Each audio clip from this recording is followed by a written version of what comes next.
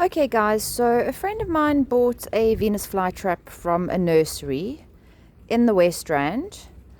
I don't know which nursery, I'm grateful that I don't, but they had planted this poor baby in regular soil.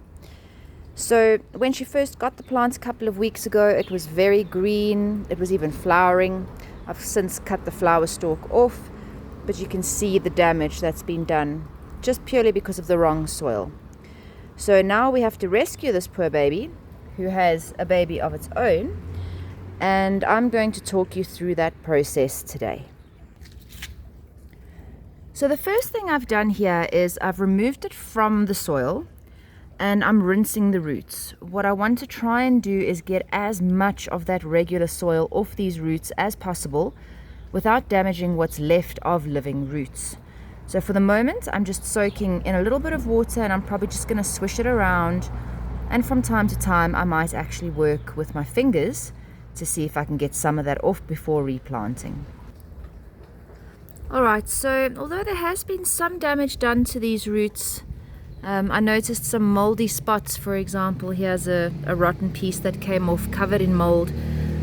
But this baby, I think, is definitely savable. I'm sorry for the roadside noise. I'm outside in my garden today. So my next step, you can see, I don't know if you'll see it on the video, but there is a little bit of new growth happening there. So this little guy is not altogether dead. My friend brought him to me at the right time. So I'm now going to just replant in fresh, proper soil and give it a couple of weeks. Keep your eyes peeled for updates. For those of you who don't know, there is a very, very big difference between carnivore plant soil or carnivorous plant soil and regular soil. As you can see, I've put new soil into this container. The soil itself, it is damp, but you'll notice it's very sandy. And the reason for this is that the soil itself should not contain any nutrients. You don't want any chemicals or any nutrients for your carnivorous plants because this will kill them. And if you look at a clump of the soil that was in the pot originally, this is regular gardening soil. So although this is really awesome for your ordinary plants because there is some mulch and organic matter in there, those chemicals from the fertilizers actually kill your carnivorous plants because they get their nutrients from the sun and the things that they eat. So if you're ever shopping for carnivorous plants, do not buy anything that is in this kind of garden soil. Even though for us it seems great, it is really, really bad for the plants. So you want to be looking for a soil that looks similar to this. There are different mixes available, but it should be a sort of sandy, very, very light structure. That is what you're looking for. So this particular sand that I'm using today comes from Aquatic Plants SA. I bought 2 lovely huge bags because I'm also going to be propagating some sundews this afternoon. But my first thing is to rescue this poor baby. If you haven't seen my planting videos before, here's just a quick recap.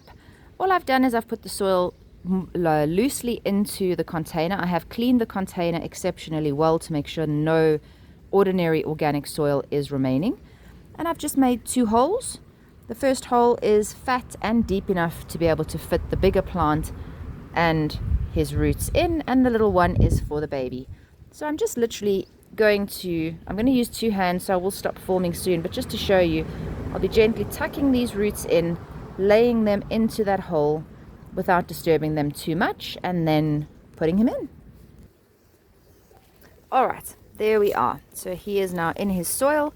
I have done a minute amount of compacting around the soil, just purely to keep the plant in place. I don't want to compact too much, and I will also be trimming off these absolutely dead leaves.